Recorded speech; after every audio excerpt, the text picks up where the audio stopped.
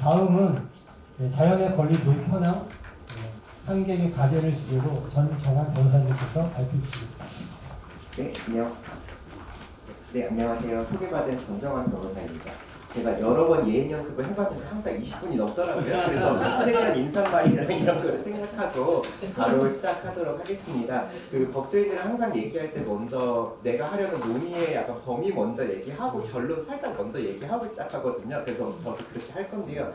우선 약간 논의의 범위의 자연의 권리 얘기할 때 제가 볼 땐 지금 이루어진 논의가 좀 크게 좀 두 방향이 있어요. 약간 생태계를 약간 하나의 어떤 주체로 보는 거하고 이제 개별 생명체를 이제 어떤 권리 의식을 하는 거하고 두 가지 방향성이 좀 있는 것 같거든요. 일부 논문에서 뭐 이거를 탑다운 바텀업 이렇게 표현하더라고요. 근데 그래서 저는 편의상 전자를 이제 자연의 권리, 후자를 이제 동물권이라고 지칭을 하는데요. 저는 오늘 전자만 이야기하려고 합니다. 그 이유는 동물권 저도 너무 중요한 이슈라고 생각하고, 그리고 동물권과 자연의 권리가 저도 뭐 분리되는 주제라고 생각하지는 않거든요. 다 같은 이제 자연의 주체성과 관련이 있기, 생명의 주체성과 관련이 있기 때문에 분리되는 이슈라고 생각하지는 않는데, 제가 근데 그 논의는 분명 분리될 필요가 있고, 이제 그 논의가 분리되어야 되는 필요가 뭐냐면은 중심 쟁점이 달라요. 조금 이따 나오면서 얘기하겠지만 그 전자인 오늘 주로 얘기할 자연의 권리에서 제일 걸림돌이 되는 게 추상성이거든요. 너가 말하는 자연이 뭔데? 그게 제일 큰 걸림돌이거든요. 근데 동물권은 적어도 그건 없어요. 그 동물을 얘기하는 거라서 적어도 그 문제는 없어요.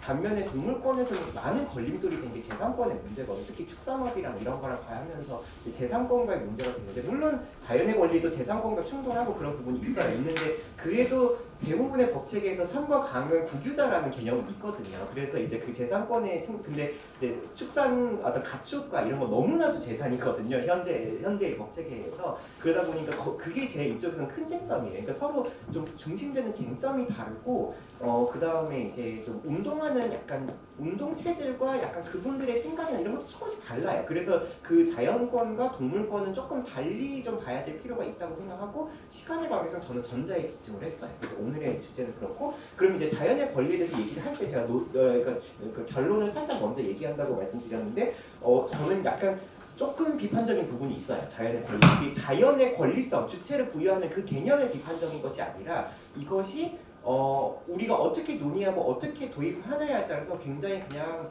상징적이기만 한 법이 될 가능성이 되게 높아요. 그래서 저는 그 부분은 굉장히 경계를 해야 된다고 생각을 하고, 상징적인 입법이 나쁜 거냐라고 생각했을 때 저는 오늘 그 아까 박병기 교수님 얘기해 주신 것에서 되게 공감했던 것 중에 했던 것이 뭐냐면은 10년 전이라면 저는 상징적 입법도 필요하다라는 말을 했을 거예요. 근데 10년 전하고 지금하고 담론이 좀 달라요. 그래서 지금은 우리가 자연이 중요해라는 담론을 더 많이 얘기하는 것이 저희 목적만은 아닌 이제 단계까지 왔기 때문에 이게 상징적인 것에 머물 것이라면 저는 오히려 지금 단계에서 안 해야 되는 게 더 맞다고 보거든요. 지금은 더 그 다음 단계를 나아가야 되는 단계인데, 계속해서 이제 텀블러가 존니만 이런 담론에만 아까 말씀하신 되게 담론 얘기를 많이 이렇게 해주셔가지고 저는 거기에 공감을 많이 하는 편이었어가지고, 그런 의미에서는 정말 이게 어떤 효용이 있는가, 이 우리가 얘기하는 이 개념에 그거에 조금 더 집중을 할 시기라고 생각해. 그래서 이제 그런 본격적으로 이제 이야기를 시작하도록 하겠습니다. 그래서 제가 사실 그 요청을 받은 게 자연의 권리에 대한 세계적 현황에 대한 좀 정리를 요청받았거든요. 근데 제가 이번에 각주 1번으로 달아놨는데요. 그 헌법재판소 연구원에서 나온 이제 자연의 권리에 관한 비교법적 연구라는 연구 보고서가 하나 있는데요. 이게 여기 2장에 있는 내용 저는 거의 여기서 다 왔고요. 제가 본 건 거의 여기서 왔고, 이게 2022년도 자료인가 그런데 이때 기준으로는 제가 본 자료 중에는 제일 그냥 포괄적이고 그냥 잘 정리되어 있는 자료여서, 혹시 여기 계신 분들도 더 궁금하신 게 있으면 그 자료를 찾아보시면 될 것 같아요. 이제 공공기관이 하는 자료의 특성상 엄청 되게 분석이 분석의 어떤 관념이 있고 그러지는 않은데 자료 정리는 정말 잘 돼 있습니다. 그래서 그런 현황, 그냥 세계적 현황 궁금하시면 이 자료 보는 게 그냥 사실 돼서, 저도 오늘 설명은 최대한 그냥 줄이고 그냥 그건 찾아보시면 되니까 여러분들이 그 자료에 그냥 여러 나라의 각 사례들을 쭉 나열되어 있었거든요. 그 나열된 거 제가 제 나름의 기준으로 한 몇 가지 유형으로 분류를 한 거예요. 그래서 이제 그 분류들을 볼 건데요.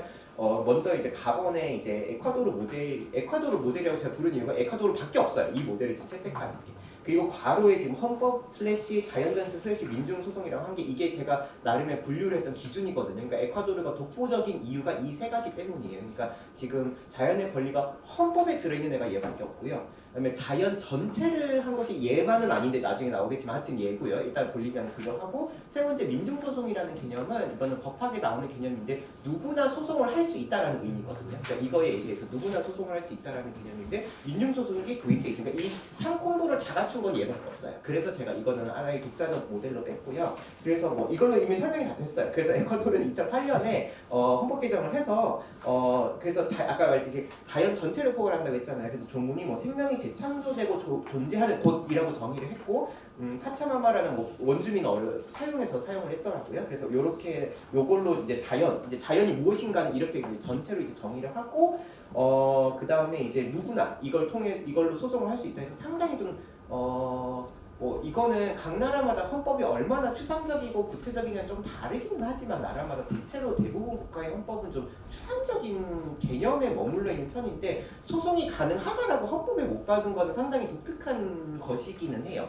그리고 이제 그래서 지금 민중소송이 됐다는 것이 굉장히 이 법의 제일 큰 특징이고 중요한 부분이에요. 저는 그래서 이 3콤보가 있다는 건 되게 대단히 큰 의미가 있다고 봐요. 그래서 저는 되게 긍정적으로 평가를 하는 부분이거든요.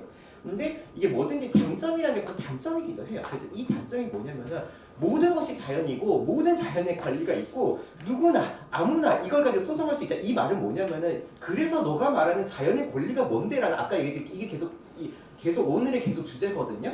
이거에 대한 답을 그럼 결국 소송을 통한 법원의 판결로부터 받아야 돼요. 그러니까 사실 되게 어떻게 보면 되게 핵심적인 그 이슈를 밀어놓은 거예요. 뒤로. 이게 장점이자 단점이에요. 이걸 열어놨다는 게 개방성의 장점이고 이걸 밀어놨다는 게 단점이에요. 그래서 결국에 그럼 에콰도르의 자연의 권리 운동이 이 조문이 성공적이었나는 결국에 후속으로 있었던 판례를 분석할 수밖에 없어요. 이 조문만으로 우리가 해석을 할 수가 없어요.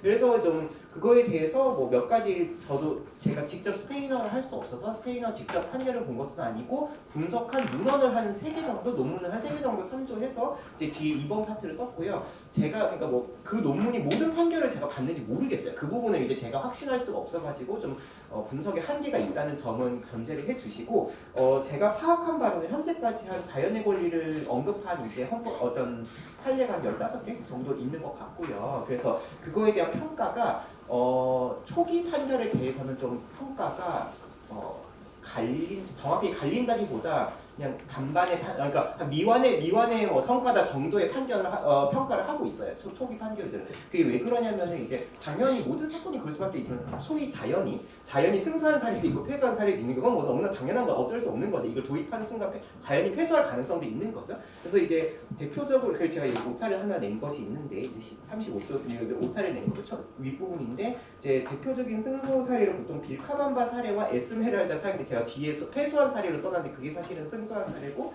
그다음에 이제 대표적으로 보통 자연이 소위 패소한 사례로 드는 게 보통 콘도 미라도르라는 사건입니다. 콘도 미라도르라는 사건이면서 요게 다 보면은 2008년에 헌법이 개정됐는데 12, 13, 14 요게 쭈르륵 나온 판결인가 되게 이제 헌법 개정된 지 얼마 안 돼서 쭈르륵 나온 판결들이 이제 소위 이제 자연이 이기기도 하고 지기도 하고 막 이랬던 상황인 거죠. 근데 뭐 이기는 거 이기고 지고 이거는 상관이 없어요. 그거는 뭐 당연히 도입한 순간 자연이 질 수도 있는 거죠. 그거는 그런데 이제 좀 이 과정에서 어떤 일관적인 어떤 원칙이나 이런 걸 좀 세우지 못했고 그런 이제 비판을 많이 받고 있고 이제 예를 들어 대표적으로 이제 많이 비교되는 게 아까 말한 제가 여기 패소 사례를 잘못 쓴 에스메랄다 사건이 이긴 사건이고 콘도 미라도르 사건이 진 사건인데 둘 다 광물 채취에 관한 거거든요. 그러니까 광물 채취가 이제 자연의 권리를 침해했느냐 뭐 이런 건데 이게 그래서 이거를 좀 되게 아주 이게 근데 좀 특이한 게 에스메랄다 사건은 정부가 원고가 됐어요. 그래서 제가 이걸 처음에 좀 이해를 못했거든요. 우리나라에서는 환경법에서 정부가 원고가 되는 사안은 없어요. 사실 정부는 그냥 집행을 하면 되거든요. 그냥 이게 문제라고 생각하면 집행을 하면 되고 그거에 대해서 어떤 재산권의 침해를 받은 사람이 소송을 하겠죠. 근데 이거는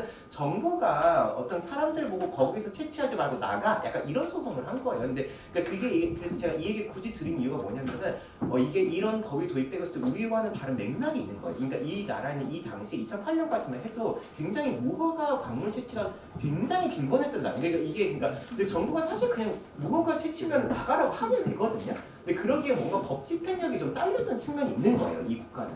그래서 이거에 대해서 제가 거기 써놨는데 일부 논문에서는 이거 별거 아니고 자연의 권리 도입된 거 별거 아니고 그냥 국가의 법 집행력을 높이기 위한 수단이었다. 그래서 이거 되게 위선적인 거다. 그 논문 중에 하나 되게 강력하게 이거 그냥 되게 위선적인 조문이다라고까지 얘기해요.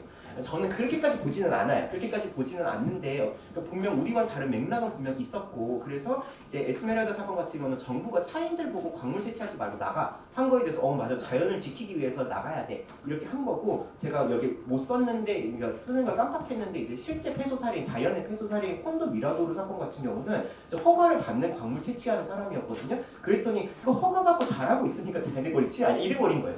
그러니까 이러면 진짜 자연의 권리 침해라는 개념을 가져올 이유가 없는 거거든요. 그냥 정부가 허가했으면 자연의 권리. 그래서 그 콘도 미라도르 사건이라는 사건이 굉장히 비판을 받아요. 예, 그게 이제 그러니까 기껏 이걸 도입을 해놓고 정부가 허가를 줬으니까 이거는 자연의 권리를 침해한 것이 아니야. 이래버리면 이게 무슨 아무런 의미가 없어요. 이걸 도입해야 하는 의미가. 그러니까 이런 식으로 그러니까 이걸 가져오기만 하고 그걸 어떻게 적용할지에 대한 어떤 구체적인 그게 없다 보니까 이후 판결 단계에서 이렇게 그냥 하나마나한 소리가 나오는 어떤 판결이 나오는 것 때문에 이제 일부 학자들은 되게 좀 비판적이다. 이거에 대해서 그냥 도입은 했지만 이것이 그냥 실질적 의미를 가지는지 의문이다. 이렇게 했는데 근데 그 한 사례만 그렇고 사실 앞에 제가 또 대표적 승소 사례 꼽힌다는 빌카넘버강 사례는 실제로 정부가 이게 도로를 멈춘 사건, 도로 공사를 중단한 사건이거든요. 그래서 실제로 정부의 도로 공사를 멈춘 사건도 있어요. 그래서 꼭 이제 뭐 정부가 했던 건 다 이기고 사인했던 건 다 졌다고 이런 거는 아니에요. 꼭 그런 것은 아닌데 어쨌거나 조금 그런 식으로 기준이 명확히 세우지 못했다는 비판을 좀 받고는 있어요. 근데 그게 한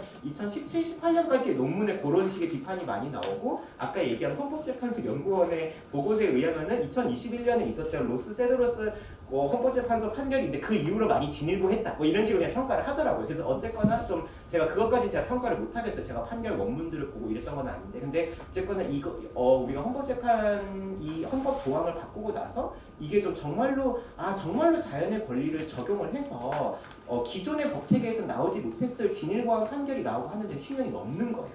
이게. 그러니까 그거를 우리가 굉장히 그거를 좀 봐야 될 필요가 있고 그 사이에는 굉장히 그냥 허가받았으면 해도 되지 광물 채취해도 되지 이런 되게 그냥 하나만한 것과 같은 얘기들도 듣게 될 거예요. 우리가 듣게 될 거라서 그거에 대한 얘기를 좀 해야 되고 그리고 또 제가 시사점에서 써놓은 거는 어쨌거나 저는 한국 사람으로서 한국의 적용 가능성을 보기 때문에 아까 얘기했듯이 한국의 다른 헌법 조문에 비추어 봤을 때 이렇게 민중소송을 허용하는 형태로 조문이 생길 것 같지는 않아요. 저는 그러니까 한국의 헌법 지금 되게 마침 다행스럽게 윤석열의 개헌으로 인해서 이제 또 다시 시민사회에서 그동안 잠자고 있었던 헌법 개헌 얘기들을 하시더라고요. 이제 윤석열 이후에 개헌 이런 얘기를 하시고 거기에 이제 기후조문 많이 들어가고 그렇긴 한데 사실 요 정도까지 얘기하시는 경우가 잘 없고 정당들에서도 아마 여기까지 받아들이기 힘들 거라서 사실은 저는 한국의 요게 헌법 단위에서 들어오는 거는 그렇게 어렵지 않나라는 좀 현실관상의 문제는 좀 있고요.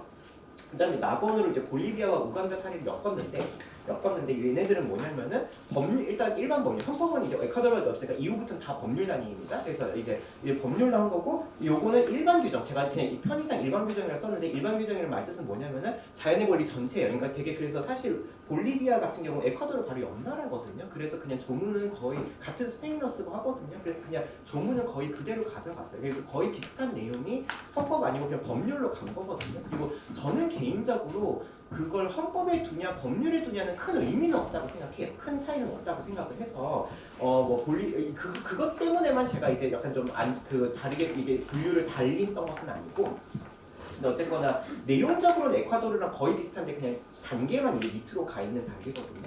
그리고 우간다도 이제 아프리카 최초 자연의 권리 입법으로 평가를 받고 있거든요. 지금 여기 2021년인가에 그 환경법을 개정하면서 자연의 권리가 있고 누구나 소송을 할 수 있고 요 조문이 들어갔어요. 그래서 이제 우간다의 경우도 그렇게 하고 있는데 지금 이 두 사례는 제가 왜 모델로 엮었냐면 어떻게 보면 에콰도르랑 되게 비슷한데 제가 따로 엮은 이유가 여기는 지지부진합니다. 입법 이후 상황이 되게 지지부진해요. 그러니까 에콰도르는 좋든 나쁘든 그래도 판례가 지금 쌓이고 있거든요. 근데 볼리비아의 경우는 그러니까 지지부진하고 그거에 대해서는 왜 지지부진한지까지는 잘 뭐라고 말하기 힘들죠. 그건 각 나라의 사정이니까. 근데 이제 그냥 논문 등에서는 그냥 아직까지 개발 담론이 강하기 때문에 그렇다. 그래서 이거를 적극적으로 그러니까 소송을 해야 판결이 나오는 거잖아요. 근데 그걸 하는 주체들이 있어야 되는 시민사회든 뭐든 근데 그게 아직까지 약하다라고 되어 있어요. 논문들에는 그렇게 되어 있고 저는 이제 뭐 GDP가 모든 거를 설명해 준다고 생각하지는 않는데 어느 정도는 참조할 필요가 있는데요. 에콰도르는 1인당 GDP가 10,000불이 넘거든요. 그래서 우리가 보통 중남미 하면 다 한 덩어리로 묶는 경향들이 있는데 사실 에콰도르는 중진국은 되는 국가고요. 볼리비아는 1인당 GDP가 3,4,000불 정도거든요. 그래서 사실 경제력 차이가 좀 많이 나는 상황이긴 해요. 그래서 하고 우간다도 좀 비슷하고 그래서 약간 좀 이런 자원이 많이 부족한 상황에서는 사실 법을 만들어도 그게 실질적으로 집행되기는 좀 어려운 측면이 있다는 걸 보여주는 사례고 뭐 한국의 경우는 좀 저는 꼭 그렇진 않다고 생각해서 이게 한국에는 적용이 될 수도 있겠다라는 생각은 저는 들어요. 근데 이제 우간다 같은 경우는 이제 그 되게 아까 법 자체는 되게 포괄적으로 만들었는데 거기 단서로 구체적 내용은 대통령령으로 정하려 했는데 대통령령을 지금도 안 만들었어요. 그래서 이런 식으로 이제 약간 조금 이게 근데 우간다도 대표적으로 아직까지 그냥 환경까지 안 개발에 모두가 관심이 있지 환경까지 안 나아갔거든요 사회적으로. 그러니까 그런 상황에서 이런 법을 만들어도 그냥 끝나는 거예요. 그래서 법으로 끝나서 상징이법으로 끝난다. 제가 계속 얘기했던 그런 거고 한국은 이 정도는 아닌 것 같아요. 이 정도는 아닌 것 같지만 우리나라도 우리의 경제 규모에 비해서는 만만찮게 개발 담론이 센 국가거든요. 환경 담론에 비해서는 개발 담론이. 사실 이런 상황에서는 어찌어찌 법은 통과할 수 있을 것 같아요. 어찌어찌 법은 통과할 수 있을 것 같은데 그 이후에 이게 정말로 이제 안착을 할 수 있을까는 그러니까 이게 결국 그것만이 아니라는 거죠. 법만이 아니라 그 이후에 단계가 있어야 된다라는 그 얘기를 하고 싶었던 거고 이제 다본이 이제 또 일련의 한 모델이에요. 그러니까 그 에콰도르랑 이쪽이랑은 이제 좀 구별이 되는 하나의 모델인데 이제 호주, 뉴질랜드 모델들이 뭐냐면은 요거는 자연 전체가 아니라 특정 강 또는 숲을 이제 하나의 주체성으로 인정을 해서 하는 거고 다 하나하나 개별법의 형태입니다. 지금 호주, 뉴질랜드 케이스는 그래서 호주 지금 뉴질랜드가 법이 2개가 있고요. 호주가 1개가 있어요. 뉴질랜드에 지금 테우에와라 국립공원이라는 이게 숲이라고 하더라고요. 어떤 특정 숲이라고 하더라고요. 그래서 테우에와라 법이랑 왕가누이 이거는 강 이름이에요. 왕가누이에서 각각 아까 특별법 형태로 2개가 도입이 됐고 호주 같은 경우에도 야라강이라는 특정 강에 대한 어떤 특별법으로 형태로 해서 지금 이제 호주, 뉴질랜드 법이 지금 3개가 있는 상황인데 얘네들은 이제 그러니까 어떤 면에서 에콰도르랑 다 반대예요. 반대냐 이제 법률단위죠. 그 다음에 자연 전체 아니고 특정 생태계죠. 그리고 누구나 하는 민중소송 형태 아닙니다. 얘네들은 전부 다 이제 그 법 이게 특별법의 형태로 들어왔기 때문에 특별법을 만들면서 위원회를 만들도록 했어요. 그러니까 테우레와르 특별위원회가 구성이 됐고 이 법에 따라서 왕가누이 특별위원회가 구성이 되고 야라강 특별위원회가 구성이 됐고 그 위원회가 일종의 강의 후견에 대한 업무를 다 맡는 거예요. 그래서 이게 단지 소송의 문제만이 아니라 민중소송이 가능하냐 아니냐의 문제가 아니라 이 위원회가 여러 가지 이 강과 숲, 이게 하나는 숲이고 2개는 강인데 그 강과 숲의 어떤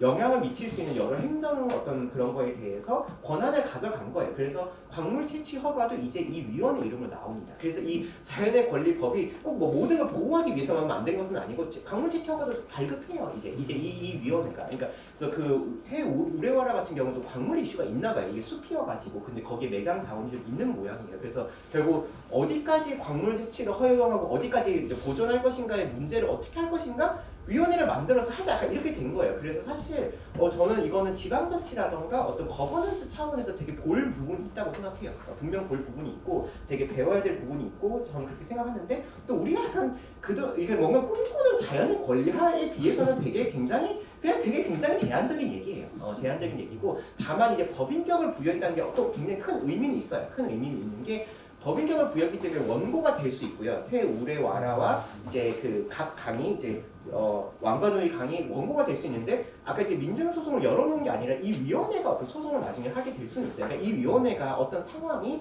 너무나 심각해서 이거는 소송으로 막아야 되라고 생각이 들면은 이 위원회가 소송할 가능성도 지금 열려 있습니다. 이 법에 따라 열려 있는데 아무래도 이 원래 취지가 막 이렇게 볼리비아처럼 그냥 나 에콰도르처럼 다 소송해봐. 우리가 열어줄 테니까 소송 너가 해봐. 이거는 아니에요. 이거는 아니고 이 위원회를 통해서 잘 관리해보자. 약간 이런 거에 가까운 개념이어가지고. 그리고 참고로 그 호주 야라강 사건은 뉴질랜드 내용은 거의 똑같은데 강에게 법인격이 있다는 말을 안 썼어요. 어차피 제가 볼 때 어차피 상징적인 내용인데 야라강법에서 결국 빠졌거든요. 그럼 이러면 자연의 권리 범죄도 들어가나 싶긴 해요. 사실 그 정도로 그냥 강에 대해서 위원회 만들고 잘 보존하자는 건 우리도 만들 수 있거든요. 의지만 있으면은 이상한 4대강 개발법 말고 이제 4대강 보존을 위한 특별법 만들면 되거든요. 우리가 하면 되는 거라서 좀 그런가 싶긴 해요. 그래서 어쨌거나 제한적이지만 되게 의미는 있어요. 그러니까 이런 모델도 있다. 에서 의미가 있고 근데 우리가 생각하는 자연의 권리를 보자마자 법이라고 생각했을 때는 좀 미진하죠. 미진한 부분이 분명히 있습니다.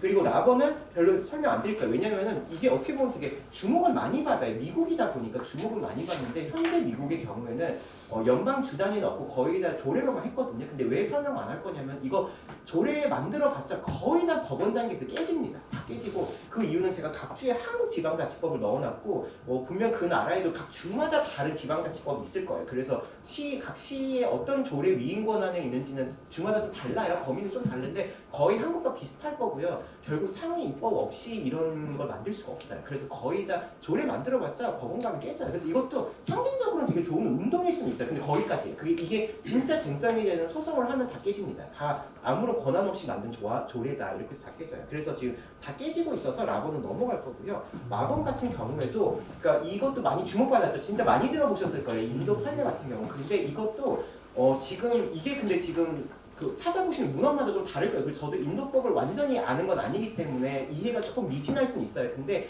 현재는 이거 지금 대법원에서 뒤집힌 상황입니다. 그러니까 정확하게는 일부 문헌들에 대법원의 계류 중이다 정도로 나와 있어요. 그래서 마치 소송이 좀 진행 중인 것처럼 좀 보이고 기다리면 될 것처럼 보이거든요. 근데 그런 개념이 아니라요. 이게 인도가 연방제거든요. 그래서 원래는 주법원에서 어떤 판결이 나오면은 그 주에서는 바로 효력이 나오는 거거든요. 근데 이제 그 주에서 이게 우타르칸트라는 주였는데 그 주에서 우리가 못 받아들여. 이 판결을 정확하게 이 판결을 집행하기 아까 계속 나오는 개념인데 너무 추상해서 집행할 수가 없다라는 논리로 대법원에 이거를 이제 하거든요. 가고 대법원이 이걸 받아들이니까 이 논리를 받아들였어요. 그러니까 이게 현 단계에서 집행이 불가능하다라는 거를 대법원이 받아들였어요. 그래서 이게 표면적으로는 대법원의 사건이 계류 중이라고 돼 있는데 사실상 대법원에서 깨진 거예요.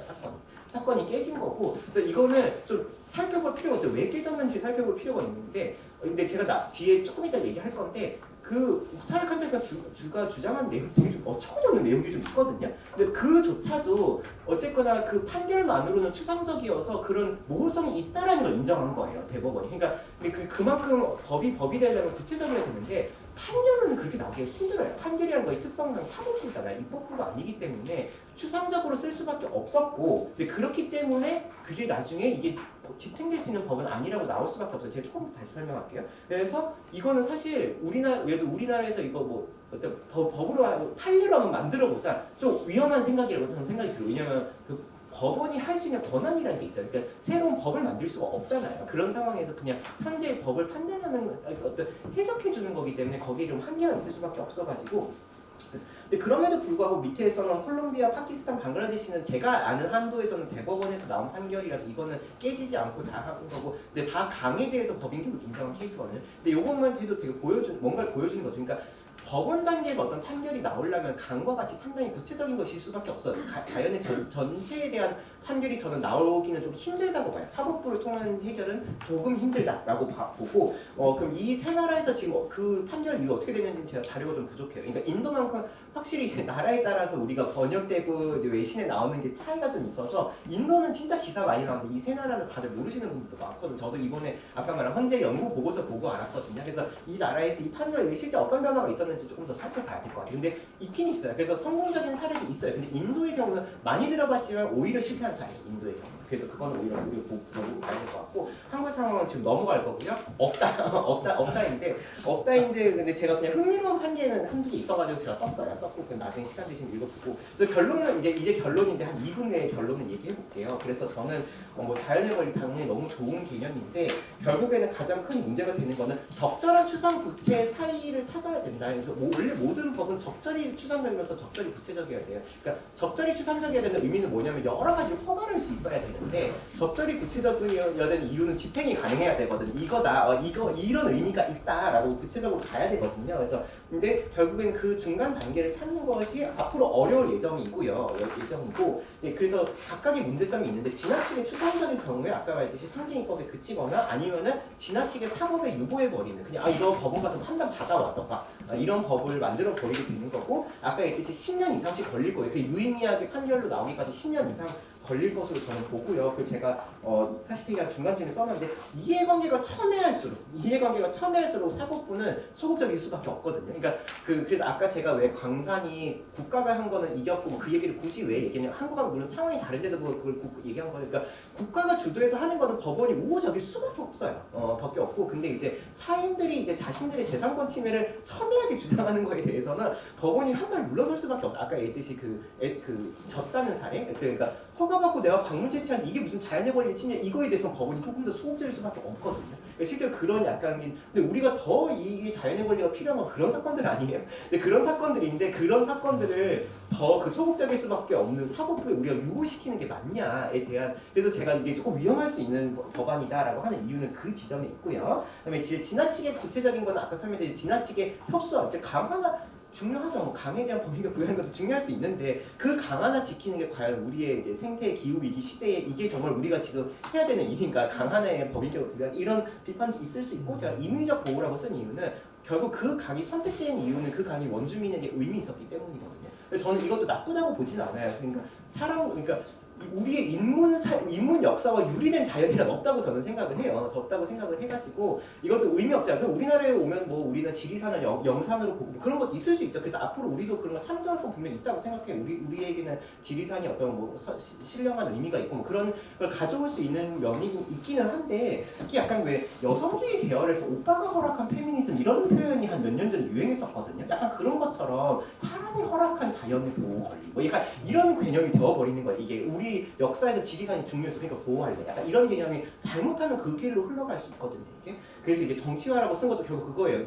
누구를 넣고 누구를 뺄 것인가에 대해서 엄청나게 치열한 정치적 다툼이 생길 예정인 거죠. 이거를 가면은. 그래서 그거에 대한 거고 이제 라본이 사실 저는 주목하고 싶었던 건 제가 아까 얘기했듯이 그 우타르 칸트 주가 이 판결은 이제 너무 추상적이어서 집행할 수가 없으니 지금 집행하지 말게 해줘라고 대법원에 갔다고 했잖아요. 거기서 주장한 것 중에 하나가 제가 볼 때 너무 괴이하고 우스꽝스러운 얘기인데 그럼 이제 강이 법인격이 생겼으니 원고도 될 수 있지만 피고도 될 수 있는데 그럼 강에서 누가 익사사고를 당하면은 그거에 대한 피해 보상이 있을 건데 결국 그럼 주정부가 후견인이 되라는 그 개념이었거든요. 그 판결이 주정부가 강의 후견인이 되어라는 소리인데 그러면 익사사고에 대해서 우리가 보상금이 나가야 되는데 우리가 그런 자원이 없어. 이 주장을 했거든요. 그래서 unsustainable이라는 주장을 해요. 되게 어떻게 보면 감히 어디서 sustainability 보통 환경 쪽에서 쓰는 말이잖아요. 근데 이거를 재원이 부족하다는 취지에서 이 법이 unsustainable하다. 왜냐하면은 앞으로 강에 대해 피고를 해서 여러 소송이 제기되고 그 주정부가 갚아나가야 돼서 unsustainable하다는 주장을 주정부가 하거든요. 저는 말도 안 되는 주장이라고 생각해요. 말도 안 되는 주장이라고 생각했는데 아까 이제 대법원이 이걸 받아들여서 주정부 판결을 멈춰줬잖아요. 그러니까 아까 이게 종국 판결은 아니긴 해요. 아니긴 한데 그걸 근데 그만큼 이런 어쨌거나 불명확성이 있는 거예요. 지금 이게 진짜 강에서 빠져 죽으면 이제부터 돈 청구하면 돼? 약간 이런 불명확성이 있는 상태로 우리가 법을 만들 수는 없는 거예요. 그래서 제가 판결로 갈 수 없는 이유가 제가 말했듯이 계속해서 그러니까 이런 논리는 정말 수백 가지 만들 수 있어요. 저는 다 말도 안 되는 논리라고 생각하는데 그냥 수백 가지 그냥 만들 수 있어요 앞으로.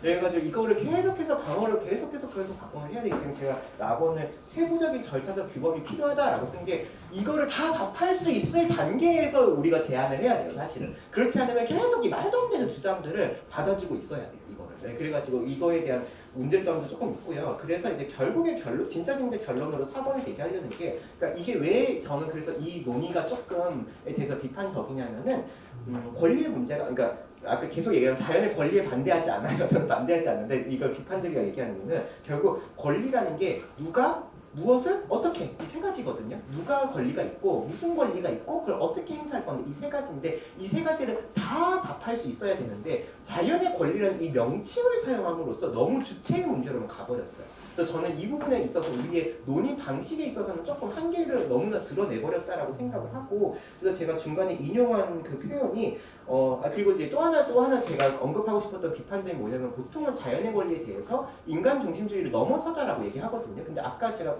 특정 강의 생태계 얘기할 때 나왔지만 이게 얘기를 하면 할수록 되게 역설적으로 굉장히 인간 중심적으로 가고 있어요. 이 논의가. 그러니까 인간이 어떤 후견인의 지위가 있고 자연에 대해서 후견인의 지위가 있고 그리고 인간이 자연과 뭔가 되게 분리된 것처럼 논의를 계속 하게 돼요.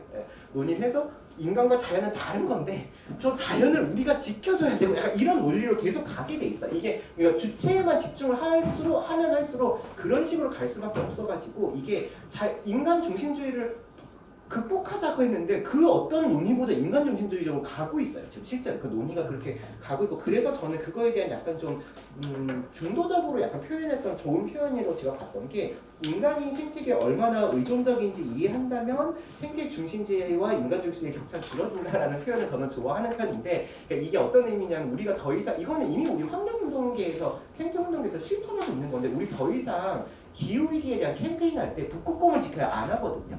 그러니까 이게 마치 나는 괜찮은데 정말 이 기후위기 와도 나는 괜찮은데 아 저 북극곰 너무 불쌍하네 그러니까 우리 기후위기 멈추자 이거 아니잖아. 이렇게 하지 않잖아. 그러니까 실제로 환경운동과 생태운동에서도 이미 극복한 담론이거든요. 이게 그러니까 사람은 괜찮은데 우리가 저 불쌍한 저 자연물들 어떻게 하나 이렇게 하는데 자연의 권리가 자칫하면 거기로 가요. 지금 거기로 가고 있어가지고 저는 그 부분에 대해서 조금 우리가 다시 한번 생각해볼 필요가 있고 그러니까 이걸 극복하는 방법에 자연의 권리를 인정하는 건 너무나 중요한데 이게 주체에 너무 우리가 집중했기 때문이고 무엇을 어떻게까지 가면은 우리가 논의가 조금 더 풍부해지지 않을까라는 생각이 있습니다. 네, 감사합니다.